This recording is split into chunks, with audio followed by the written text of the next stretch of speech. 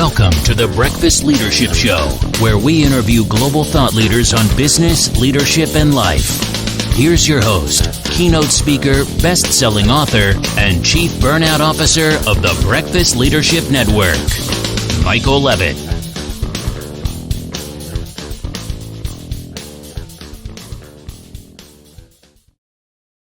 Welcome back. I've got Claire Boscq on the line. Claire, how are you?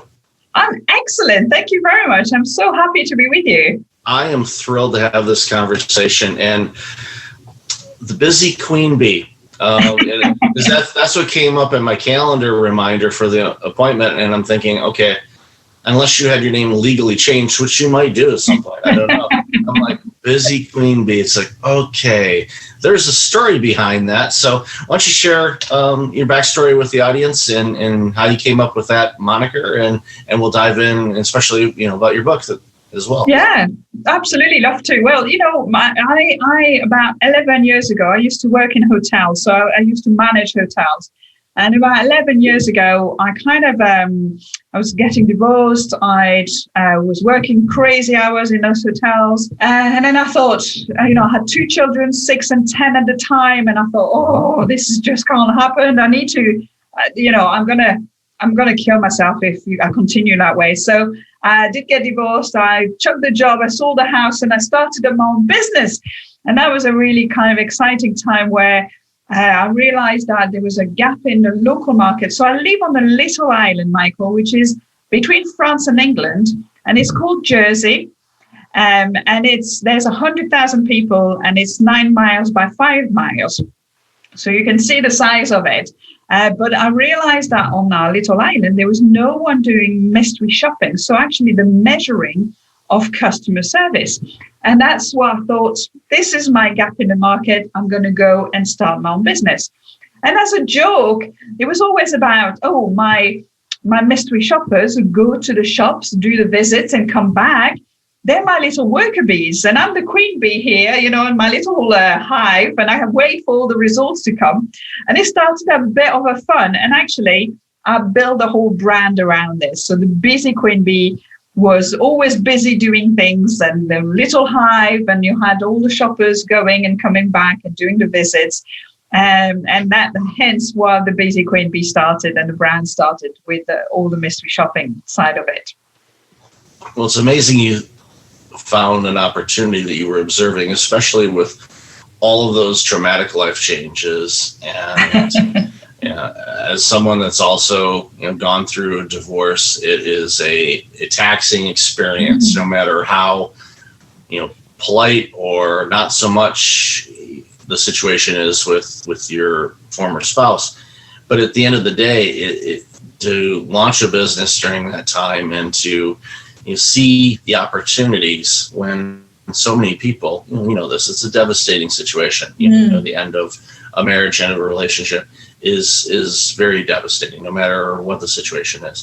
But you saw the opportunity in this tiny little island, and you're going, okay, this is something that could be done. Because oftentimes people will say, all right, well, what can I do here? What am I going to be able to do? And you saw an opportunity, and you're like, okay, let's do this and create something in the market that there's a need for it. Many people may not have thought that they need it, but believe me, they do, because without customer feedback and true valid feedback, organizations could be saying, well, we're doing great, everybody loves us, when in reality, the only reason they're shopping there is because that's the only store in town, and all it will take is somebody else coming in and opening up similar. And if they treat their customers even a percentage point better than you, then you're going to realize, well, wait a minute, maybe we weren't doing things well. And I think also at the time it was the recession. So 2009 when I started. So it was another recession that we had there.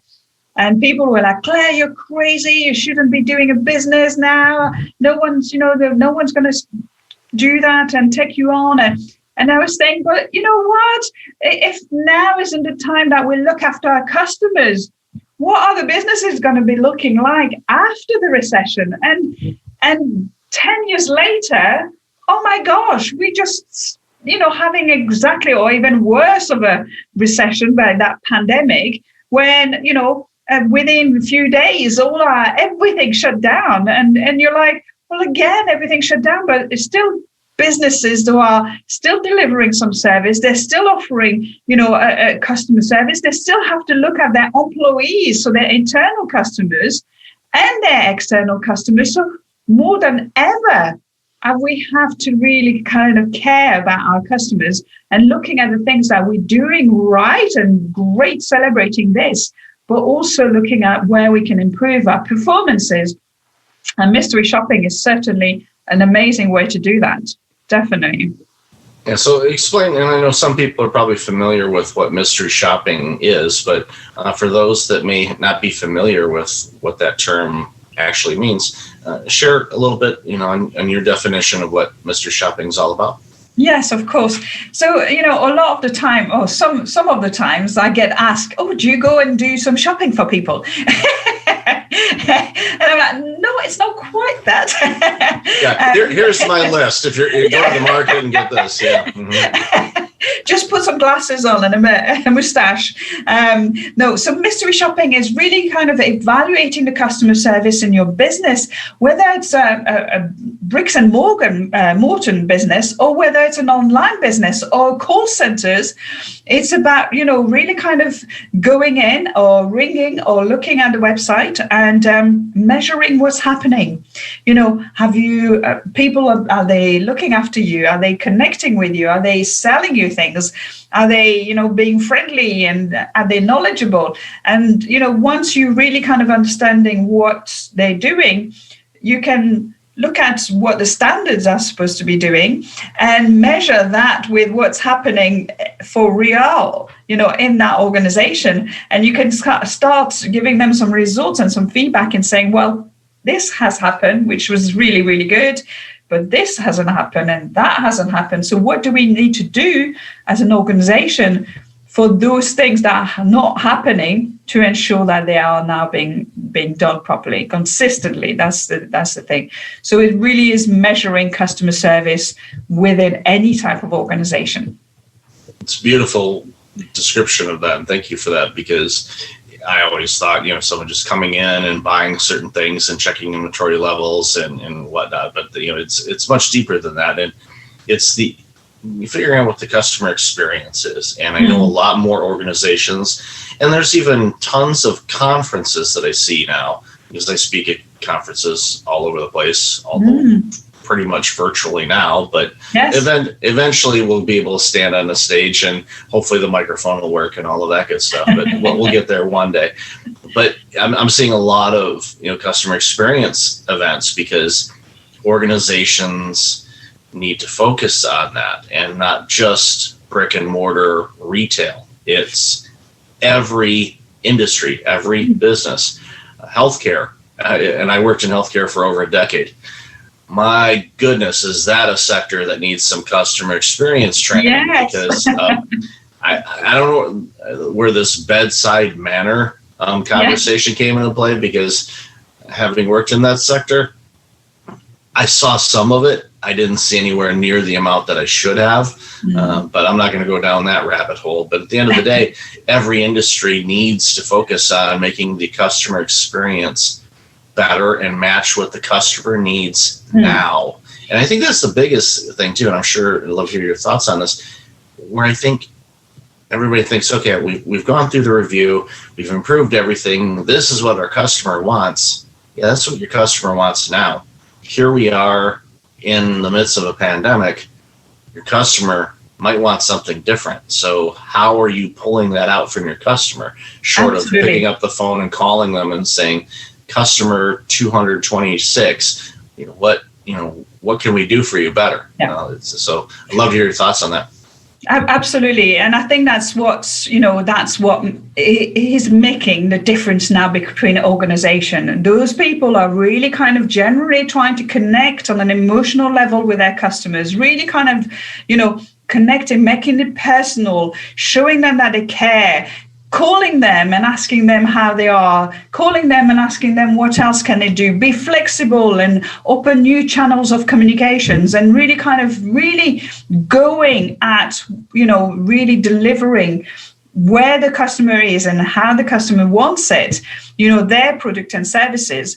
And the other organizations who are perhaps just waiting until this pandemic goes and start again, and that's not going to happen, because customers' expectations are higher, and if anything, that pandemic has shown us that, we need to care even more, make sure that they're wearing masks, make sure that the employees are also, protecting and monitoring that side of things as well.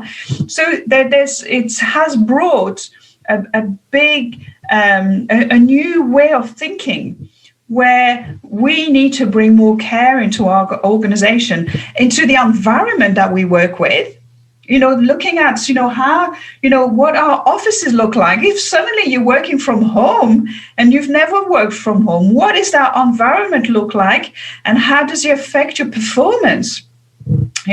Because this has been a huge impact on everybody's well-being, the anxiety, the working longer hours because you're at home, you don't have that traveling time. So the environment is really important. The people are really important. And then the customers in the end will, if you have all those things, so a great environment, healthy, happy employees, you will have great, happy customers. And that's kind of key to what business should be doing, really. I firmly believe you on that, and agree with you, because I've always felt that when we've heard the phrase "customer comes first," and my opinion on that is, make your employees first, because then they will take care of the customers better than ever before. And too often I find the organizations aren't taking care of their employees or their customers, and they're just going on basically the bottom line or what the shareholders want, and not recognizing that if they took care of their employees and their customers, the performance, the quality, the sales, the revenue, all of that stuff would dramatically improve. Shareholders would be very, very happy about it. I know. Something drives me insane, Michael. It's like, you see some organizations spending thousands of dollars on marketing and billboards and advertising this and radio and shows, and not a penny on training. I'm like, what? What are you doing, people? What are you doing? Why are you spending all that money trying to bring footfall in your business if your staff don't know what they're doing and what they're selling and why they're here? Stop doing that. That just drives me insane. As you can tell, I'm a bit passionate about it. You're preaching to the choir. So I know. Training and professional development has always been an area where organizations, a lot of them just don't see the value in it, which is absolutely foolish, because you make your employees better. That means everything they do becomes better, and the services and products you make is better and happy. And happy employees do better work. It means Absolutely. The quality of what they produce is better. And as a society, with all the organizations and all the burnout stories we hear about and see in organizations, as a society, we're losing because of it, because those organizations are not producing the best quality. And that means the stuff that we consume is not the best it could be. And I think as a society, we should demand better products and services, but also coupled with, and we see the big wave on sustainability. We want to make sure that organizations are green, zero carbon footprint, all of that. Another thing that needs to be hammered home from society is take care of your employees. Absolutely. And it's that accountability, isn't it? We're becoming accountable for our people, our customers, our environment. And it comes back to the busy queen bee, the queen bee. When I always talk about this, it's about, I've always felt that how the services I was offering was helping the business to improve. But if you help the business improve, the business will grow, and so will the local economy. And that's what the bees do. The bees, they'll go there, They do their little things. They proliferate. They put the pollen everywhere. They grow more plants and more things. And because of them, we have that beautiful nature that we have. And so if we're all taking accountability and responsibility for growing the businesses, then the whole local economy, the whole economy will grow itself as well. Completely agree. So let's dive into your book. You showed it to me earlier in the pre-show. It's like, so let's talk about this book, The Secret Diver and Mystery Shopper.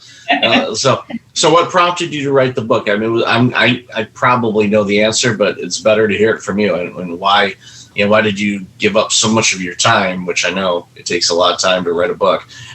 Why did you do that and to get this book out?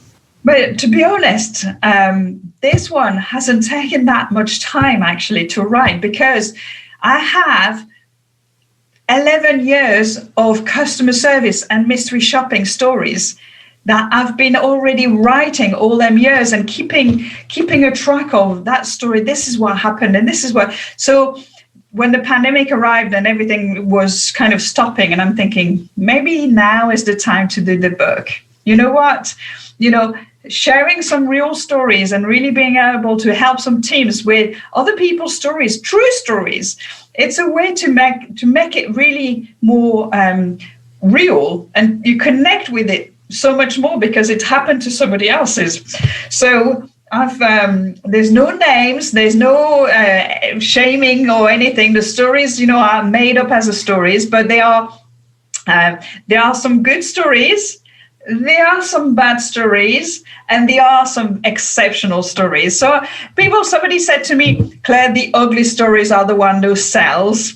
But I'm a bit of an optimist. So I think that, if we talk about exceptional stories, they will breed more exceptional stories. So I wanted to change the ugly for exceptionals, which was, a much nicer way to celebrate what is doing right. So there are stories, there are true stories. And every time at the end of the story, there's a moral to the story and how it can be applicable into your own business. So it is a business book. And, when you see the cover and you see my branding, it's all a bit of fun. And you got the little queen and a little bee.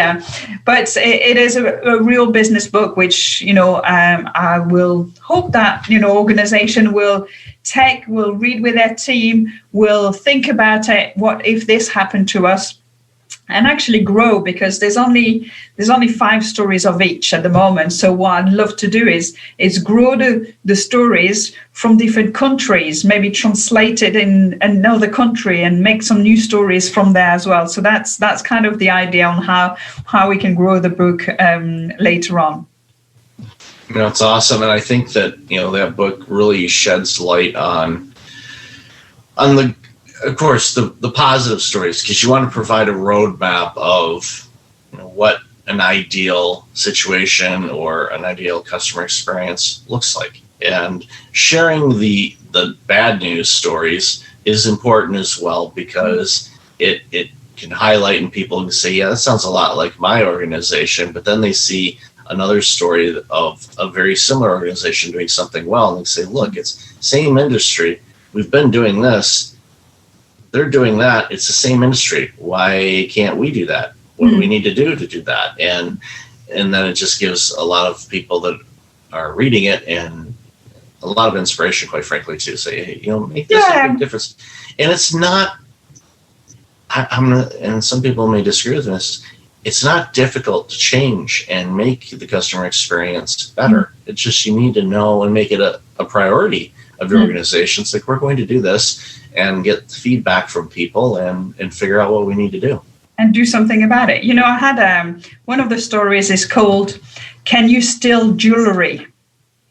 So I got a call from a client, which was a jeweler's, and they just had done some training with all of their branches and their team on theft and stealing and security. So they've asked us to go and try to steal some jewelries. So after the initial shock, how is this going to happen if we get stopped? Is the alarm going to go off? Is the police going to turn up? We've had to think about the scenarios a bit. But we did the program. We did our first visit, which was a bit of a, intense, really trying to steal something. It's quite, it's taking the mystery shopping to another level. But it was amazing. And then we rolled the whole program out to all of their branches.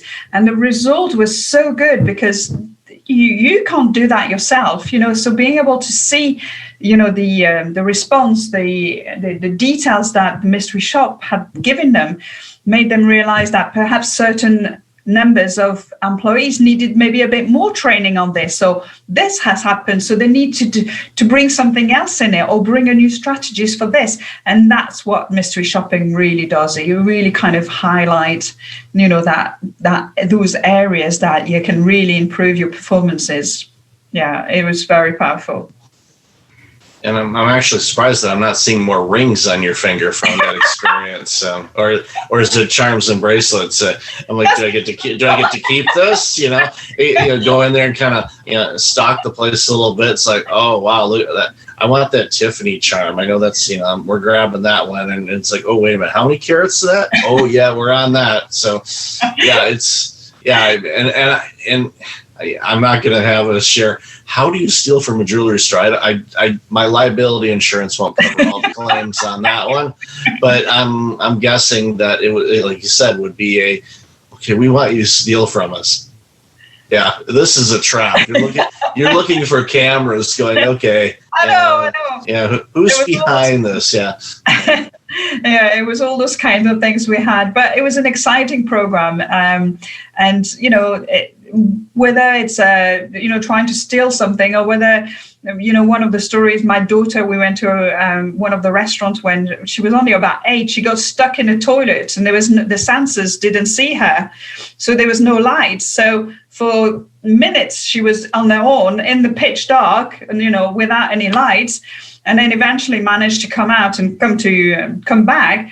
So not only that business obviously changed the sensors and the levels and the timing, but they're also suddenly realizing that they were not really focusing on those little people's market. So they started bringing in a menu. They started, doing more things for the small, and within months, they upped their market of 40% from that, family audience that they've never done before. So, there's so much more that, that those kind of measurement can bring new ideas, new ways to do things, and really kind of improve the business. Yeah, it's very powerful. I love the light analogy because I worked at a medical clinic years ago, and they had sensors in the washrooms as well as the office. And of course, being in there, and all of a sudden you're in the bathroom, and all of a sudden the lights go off. So basically you had to kind of like do this kind of thing and wave it up. And that worked most times. Sometimes it didn't. And in the office, it would do it. The only way you could do it is if you stood up. So actually it was kind of a weird get up and stretch from sitting down all day thing. So I didn't complain about it too much, but I'm like, the efficiency here seems to be wasteful. And I don't know exactly how much money we're saving by going with this energy saving. Could we maybe have this set up where, from 8 p.m. until 7 a.m. that it works a little bit better than during the hours when there's typically somebody here all the day. So it's never an ending story. So Claire, I've loved our conversation today. Where can people find out more about you, your book, and all this awesome work you're doing? Oh, well, thank you so much. Yes, I mean, the easiest place is claireboscq.com. So BOS, Claire with an I and an E, because, there's the two ways to do it. And then BOSCQ and then scott.com. That's my website. You'll find a book on there as well, but it's also on Amazon. If you go on Amazon, it reached #1 Amazon bestseller and hot new release. So I was very happy to be in a hot new release as well for a few days. So yes, and I'm on social media as well. So if you heard me, Google me, you find me everywhere, whether it's LinkedIn or Instagram. I'm pretty much everywhere. And I'd love to connect with anybody who maybe have some stories to tell me. Yeah, we'll definitely want people to reach out to you, and I'll have all that information in the show notes. So, Queen Bee, thank you so much for your time today. Appreciate you and this amazing work you're doing. Thank you so much. Thanks for having me. I hope to speak to you soon again. Thanks for listening to the Breakfast Leadership Show, part of the Breakfast Leadership Network. Visit breakfastleadership.com for tips on empowering your business and your life.